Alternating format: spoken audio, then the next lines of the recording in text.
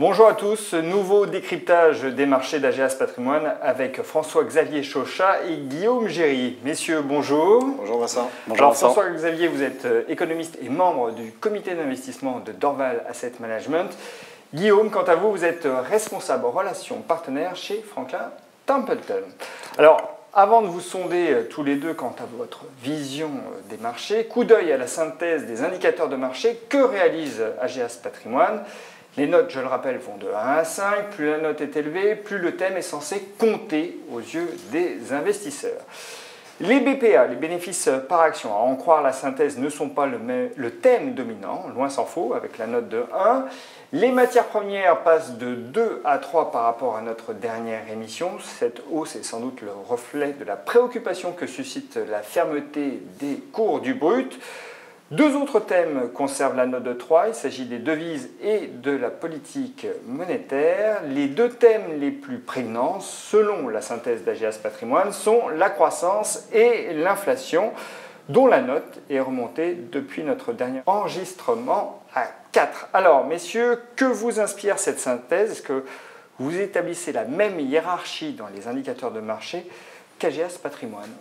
François-Xavier. Oui, je crois que la croissance, effectivement, est toujours le sujet qui domine. L'inflation n'est importante que par rapport, au fond, à la hausse des prix du pétrole qui réduit le pouvoir d'achat. Donc, à la fin, c'est de la croissance. Mais l'inflation sous-jacente générale reste bien orientée, c'est-à-dire dans le sens de la fin de la déflation. Donc, ça, c'est positif. Et derrière la question de la croissance, donc, qui prime pour moi, eh bien, à mon sens, c'est surtout la question des risques politiques, la guerre commerciale, l'Italie. Est-ce que l'Italie va aider la croissance européenne ou au contraire obérer les promesses de croissance? Voilà vraiment pour moi l'essentiel de ce qu'il y a à retenir. Donc l'inflation peut-être un peu surévaluée selon vous, et la croissance c'est le thème dominant, mais on va y revenir. De votre côté, Guillaume, qu'est-ce qui compte? En accord en grande partie avec ce qui est dit dans l'indicateur AGEAS, effectivement, pour nous, l'inflation est quelque chose d'important et qu'il faut regarder. La croissance, on se rend compte aujourd'hui, dans les marchés un peu plus tumultueux que nous avons sur les derniers mois, qu'en réalité, les investisseurs regardent essentiellement la croissance et les indicateurs macroéconomiques. Donc c'est effectivement, selon nous, quelque chose de très important à regarder. Et un autre point qui paraît peut-être moins important, mais qu'on considère important également, sont les différentes politiques monétaires qui sont mises en place, que ce soit par les États-Unis ou l'Europe, où là on pense qu'ils vont leader indirectement la poursuite de ce cycle économique. Alors je reviens à la croissance, on réabordera la question de la politique monétaire sans doute un peu plus tard.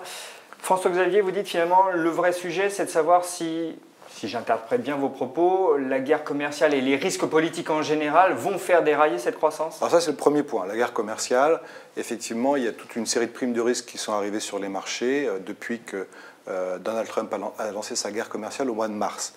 Et par exemple, les valeurs cycliques ou tout l'univers, ce qu'on appelle value, a beaucoup souffert, et les émergents ont beaucoup souffert. Et donc avec l'idée que quelque part, la croissance mondiale serait en jeu dans cette histoire. Or, les dernières indications que nous avons vont plutôt dans le bon sens, puisque l'accord sur l'ALENA, enfin qui va changer de nom, c'est-à-dire l'accord sur le commerce entre le Mexique, les États-Unis et le Canada, eh bien cet accord nous dit qu'au fond, très peu de choses vont changer, au moins sur cet aspect-là, qui est primordial pour les États-Unis, puisque là, on parle des deux principaux partenaires commerciaux. Et là, on voit que derrière cet accord, eh bien, on voit les contraintes qui s'exercent sur l'administration Trump, qui n'aurait jamais pu faire signer, et ce n'est pas fait d'ailleurs, parce que c'est le prochain Congrès qui va devoir signer ce nouveau traité, il n'aurait pas pu le signer si le Canada n'en avait pas fait partie. Ça veut dire qu'on surestime le risque Trump en raison finalement des garde-fous qui existent, des garde-fous institutionnels. Juste un point. 2017, c'était l'année de Trump l'impuissant, qui n'arrivait pas à faire passer quoi que ce soit. 2018, c'est un peu Trump le tout-puissant. Et là, on est en train de rentrer dans une étape beaucoup plus balancée. Trump est toujours un problème et un risque potentiel, mais les contraintes qui s'exercent sur lui sont maintenant beaucoup plus visibles. C'est également votre avis, Guillaume? Effectivement, quand on regarde la vie de nos équipes multi-assets, donc qui gèrent des actifs globaux, c'est vrai qu'on a une manière de communiquer de Trump qui est totalement novatrice, notamment par Twitter. On a pensé que ça ferait très très peur au marché et on se rend bien compte aujourd'hui qu'il arrive quand même à faire certaines choses, malgré sa manière de communiquer assez novatrice. Et on pense effectivement que les investisseurs aujourd'hui restent beaucoup plus focalisés sur l'économie et ce qui est en train de se passer. Ça ne nous étonne pas du tout que Trump veuille remettre un petit peu d'ordre dans les échanges avec ses différents partenaires économiques, ce qui est normal parce qu'il vise également, à travers tout ça, la base de son électorat qui va lui permettre, en novembre, de conserver ou non les différentes chambres et la possibilité de réformer le pays. Un point important qu'il y a dans ce qu'il est en train de faire également, c'est qu'effectivement, on se rend compte que ces différents accords commerciaux étaient la plupart du temps déséquilibrés, que ce soit avec le Canada ou le Mexique et également avec la Chine.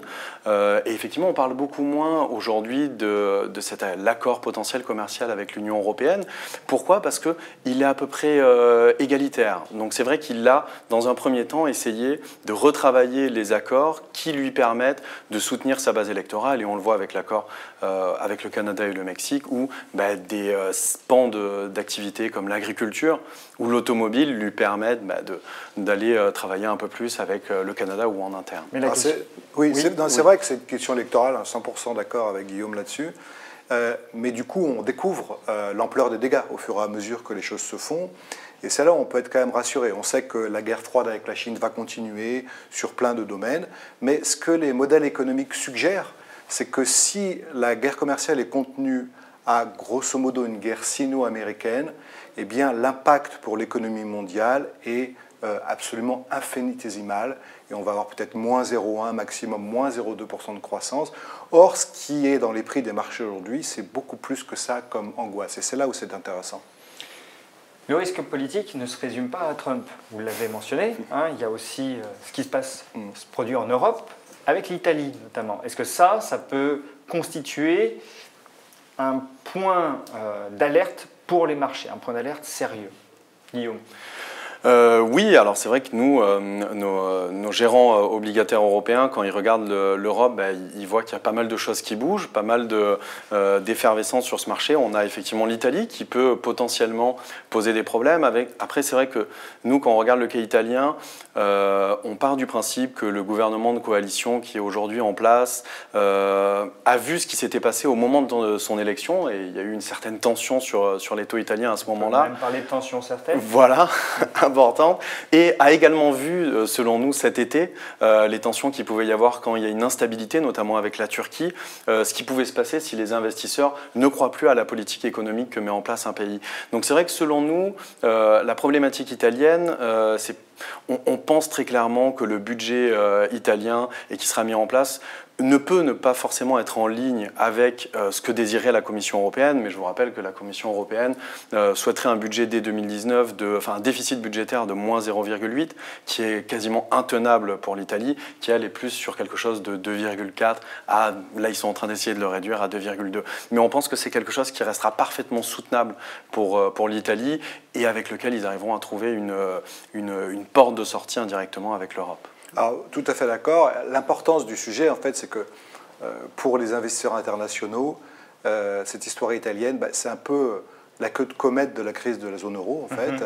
C'est la dernière étape, le dernier test. C'est un pays où il y a, par exemple, derrière Matteo Salvini, toute une série d'économistes qui voulaient sortir de l'euro. Donc, il y a une culture anti-euro qui est là, mais on sait quels ont été les choix du pays. Et là-dessus, comme pour Trump, mais avec des contraintes évidemment beaucoup plus élevées qu'aux États-Unis, eh bien, les populistes sont face à des contraintes qui sont extrêmement fortes.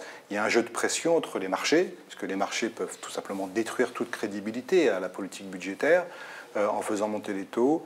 La Commission européenne et la technocratie italienne, les populistes italiens, et puis les agences de rating qui sont en embuscade, puisqu'à la fin du mois, on aura les nouvelles notations probablement un peu dégradée de l'Italie, mais je souligne juste un point, là, encore une fois, l'écart qu'il y a entre les angoisses dans le marché et ce qui est un scénario un peu réaliste. Oui, sans doute, au pire, l'Italie va perdre un niveau de notation, mais les marchés price beaucoup plus que ça. Vous écoutez tous les deux, on se dit que finalement, la croissance n'est pas si menacée que ça, mais quand on considère tout de même la hausse du pétrole, est-ce que là, on n'a pas un motif réel, sérieux d'inquiétude? Parce qu'on va avoir un impact tôt ou tard, même plutôt tôt que tard, sur la consommation. Oui, on sent, par exemple sur le cas de l'Italie, une question, ça va être de savoir si ce budget va amener de la croissance, mais on sent que de toute façon, l'Italie en particulier, et l'Europe du Sud, tous les pays fragiles ont besoin d'une économie mondiale prospère, où les systèmes de prix sont relativement stables, et la hausse des prix du pétrole est toujours une mauvaise nouvelle pour les plus faibles des pays, les plus vulnérables. Alors c'est vrai que c'est une inquiétude, il ne faut pas se voiler la face dans la mesure où c'est un choc d'offres, puisque c'est essentiellement l'écroulement de la production au Venezuela et puis l'affaire iranienne. Et là, il y a un sujet qui va être intéressant de suivre, c'est que la dernière fois qu'il y avait eu des sanctions sur l'Iran, la Chine avait été plus ou moins autorisée, en tout cas l'administration américaine n'avait pas sanctionné la Chine qui continue à s'approvisionner en Iran. Là, ça pourrait être un peu différent. Mais si c'est le cas, Donald Trump va être à nouveau confronté à des contraintes et à des contradictions, puisque plus sa pression va monter, plus le pétrole va monter, moins il va être content. Donc là, il y a un jeu de pression aussi qui est en train de se mettre en place et qui potentiellement est légèrement déstabilisateur pour l'économie mondiale. Vous partagez cette inquiétude? Alors nous, un peu moins. Les cours du pétrole, certes, ils ont énormément progressé sur les derniers mois et les dernières années. Effectivement, ça va venir impacter directement l'inflation réelle qu'on peut percevoir dans certains pays. Mais c'est vrai que ce soit nos analystes obligataires, européens ou mondiaux, vont beaucoup plus regarder l'inflation sous-jacente, qui pour nous est beaucoup moins impactée. Et on part du principe que des prix du baril qu'on a aujourd'hui, notamment sur le Brent à 85, sont des prix parfaitement soutenables pour les différentes économies et sont même beaucoup plus rationnels qu'à une époque où on les avait aux alentours des $40. Donc ce que nous, on va beaucoup plus regarder, c'est en réalité ce qui peut apporter certaines tensions inflationnistes, par exemple les mises en place de barrières douanières ou d'augmentation de taxes douanières avec la Chine, qui pourraient pousser certaines entreprises américaines, par exemple, à décider d'augmenter leurs prix légèrement parce qu'elles ont des coûts qui sont un peu plus élevés. Ça, pour nous, ce sera plus un vecteur d'inflation sous-jacente que ce qu'on peut avoir sur le pétrole. Après, beaucoup de personnes, de plus en plus de personnes aujourd'hui commencent à parler de futurs chocs pétroliers. Les niveaux du pétrole que nous avons aujourd'hui ne nous laissent pas du tout penser qu'on est dans une période de choc pétrolier. C'est vrai, mais le point que vous faites sur effectivement l'inflation importée qui pourra arriver par les droits de douane en plus du pétrole vont un petit peu dans le sens de ce que j'ai essayé d'expliquer, c'est-à-dire qu'effectivement la partie facile de la guerre commerciale pour M. Trump est derrière nous. Maintenant, on rentre dans le dur. On rentre dans la taxation de produits importés de consommation. Chinois ou pas chinois, peu importe, là en l'occurrence c'est chinois, peu importe l'origine, ça va avoir un certain nombre d'impacts. La Federal Reserve a déjà prévenu que l'essentiel des capacités d'absorption de l'économie américaine sur les tarifs douaniers était déjà achevé, que désormais on va rentrer dans quelque chose de plus difficile. Et donc c'est ce jeu de pression dont je parlais tout à l'heure qui me semble important et qui est engagé aujourd'hui. Prix du pétrole, Iran, sanctions commerciales, guerre commerciale, prix importés et écho médiatique de ces hausses de prix aux États-Unis. J'aimerais qu'on aborde la question des émergents, parce qu'on ne peut pas l'occulter. Ils sont faibles aujourd'hui sur les marchés. Est-ce qu'on arrive à une situation où finalement les mauvaises nouvelles sont intégrées et il faut commencer à se réintéresser aux émergents? François-Xavier. Alors oui, la réponse est définitivement oui. Les émergents sont extrêmement peu chers. Pour nous, ils ont souffert essentiellement de la guerre commerciale, plus d'un certain nombre de problèmes d'inflation en Argentine et en Turquie. Mais fondamentalement, ce sont les sanctions américaines, commerciales, mais aussi financières. On l'a vu sur la Russie. La Russie aurait dû être le meilleur marché de l'année, et avec une croissance qui revient, avec une inflation très basse, et une pétrole qui monte. Et malgré ça, le rouble a beaucoup baissé à cause des sanctions financières. Donc on voit que c'est là où il y a de la valeur qui est arrivée. Il y a eu un découragement, une capitalisation des investisseurs. Et ça c'est très très attractif parce qu'à la fin, la question de la croissance mondiale, c'est la question des émergents aussi, qui font 60% de la croissance. On peut être très très optimiste sur la Chine qui va continuer à contrebalancer toutes les mesures négatives de Trump par de la demande intérieure. Bon, ça c'est quelque chose qu'ils peuvent faire et qu'ils vont continuer à faire, donc ça il n'y a pas de problème. En revanche, la question se pose plus pour les autres parce que là, on les sent un peu plus vulnérables. Et une partie va se jouer ce mois-ci au Brésil avec les élections.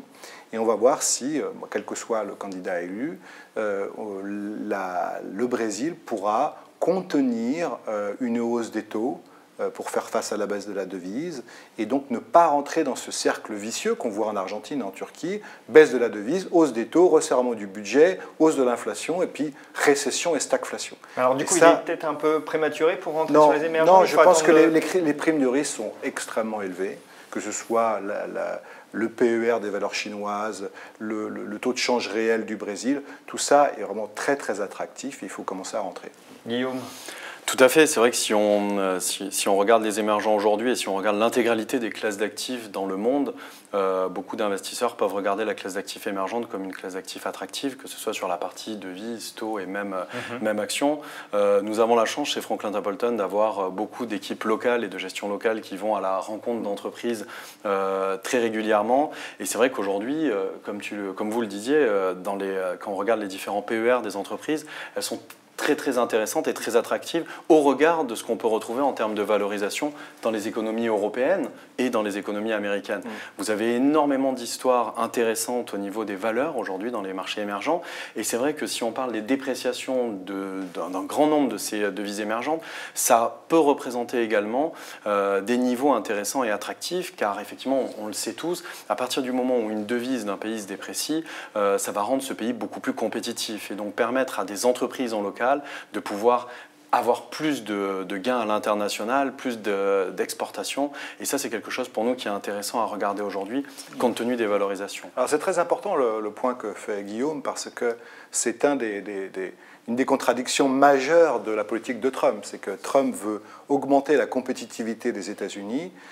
Or, un des impacts les plus forts de sa politique commerciale a été de faire baisser toutes les devises émergentes et donc d'augmenter énormément la compétitivité des exportateurs émergents. Donc là, il y a quelque chose qui va devoir s'arrêter. Et nous pensons, comme pour Templeton, chez Dorval Asset Management, que ça va s'arrêter par une stabilisation des devises émergentes et un retour des investisseurs vers ces zones qui sont des zones de croissance en général assez prometteuses. On arrive au terme de cette émission. Très rapidement, parce que là, on a bien entendu ce que vous disiez l'un et l'autre à propos des émergents, où la valorisation devient attrayante. Si on considère les grandes zones maintenant, États-Unis, très rapidement, trop cher ou pas, ou il faut y être? Aux États-Unis, il y a un boom des profits, donc forcément ça attire les gens. Le risque aux États-Unis, c'est l'excès de confiance qui arrive, en particulier des analystes financiers qui sont en train de penser que ce boom des profits va continuer pendant 3 ans. Et ça, il faut le surveiller. Du côté de Franklin Templeton, Guillaume? Effectivement, les États-Unis, et ça rejoint un petit peu un des indicateurs d'AGEAS, le BPA, on en parle peu, c'est quelque chose qui a l'air d'être pas forcément intéressant. Et effectivement, on peut le croire, parce qu'aux États-Unis, vous avez les plus grandes entreprises qui affichent des résultats très très importants. C'est vrai que quand vous regardez nos gérants américains, ils vous disent aujourd'hui qu'ils favorisent un peu plus les stratégies croissance pour profiter de ce cycle américain avancé sur des valeurs qui arrivent à avoir des positions dominantes sur un marché et de profiter de ce que Trump est en train de mettre en place aux États-Unis et des différentes mesures qui ont déjà été mises en place, que ce soit la baisse de la taxation ou même les rapatriations. Donc c'est vrai qu'aux États-Unis, nous avons encore tendance aujourd'hui, dans les équipes vraiment equity américaines, de favoriser les valeurs un peu plus de croissance. Dernier mot, l'Europe. Est-ce que là, il faut se réintéresser à la value et aux small caps, à la rigueur, qui ont beaucoup souffert les unes et les autres? Alors surtout la value, c'est-à-dire, alors il faut préciser ce qu'on veut dire par là. Je pense que sur les marchés internationaux et européens en particulier, il faut s'intéresser à l'univers qui a été le plus affecté par les primes de risque politiques, c'est-à-dire certaines exportatrices, cycliques en particulier qui sont sur l'industrie ou les matières premières, et puis la partie financière avec l'Italie, et où là aussi les primes de risque me semblent vraiment très exagérées. du côté de Templeton? Effectivement, oui, tout à fait. Alors, si vous, les équipes de Templeton, qui sont effectivement des gérants beaucoup plus value, aujourd'hui vont trouver tout à fait plus d'opportunités sur le marché européen que sur le marché américain. Et effectivement, de par ces rotations sectorielles qu'on peut commencer à percevoir sur ce marché, tout à fait. Guillaume, François-Xavier, merci. Merci. Merci.